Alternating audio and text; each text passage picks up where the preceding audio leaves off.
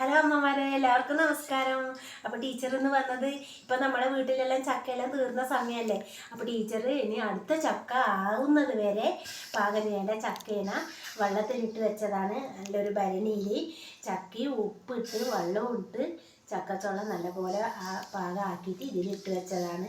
ഇത് മോശമാവില്ല. ഇത് നമ്മളിങ്ങനെ എത്ര സമയം വേണമെങ്കിലും ഇങ്ങനെ വെക്കാൻ പറ്റും. ഇങ്ങനെ വെച്ച് ഇതിന് ആവശ്യത്തിന് ചക്ക എടുക്കും. എന്നിട്ട് നമ്മളത് കഴുകി വൃത്തിയാക്കി ഇതുപോലെ നല്ലതായി ഇപ്പോൾ നമ്മളെടുത്ത ചക്കച്ചോള പോലെ ഉണ്ട്. ഇത് ഇങ്ങനെ എത്ര സമയം വേണമെങ്കിലും നമുക്ക് വെക്കാൻ പറ്റും.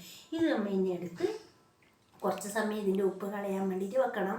അത് കളയാൻ വെച്ച് അതെടുത്ത് ചെറുതാക്കി മുറിച്ച് അതിൻ്റെ കൂടെ ചക്കക്കുരു ഇടണം. ചെറുതായി അരിഞ്ഞ് അതിന് നല്ലൊരു തോരൻ ഉണ്ടാക്കിയാൽ നമ്മൾ പറിച്ചിട്ട് വെക്കുന്ന ആ ചക്ക ചോളയുടെ കറി അതേ ടേസ്റ്റിലുണ്ടാവും. അപ്പോൾ ഒന്ന് നിങ്ങൾ എല്ലാവരും ചക്ക തീരുന്നതിന് മുമ്പ് ഇങ്ങനെ ഇനി ഉണ്ടാകുന്ന സമയത്ത് ചക്ക ഉണ്ടാകുന്ന സമയത്ത് ഇങ്ങനെ ഒരു ഭരണിയിൽ ഉപ്പിട്ടിട്ട് വെള്ളം ഒഴിച്ചിട്ട് സൂക്ഷിച്ച് വെക്കാൻ ശ്രദ്ധിക്കണേ. നമുക്ക് എല്ലാ സമയത്തും കൂട്ടാമല്ലോ ചക്കക്കറി.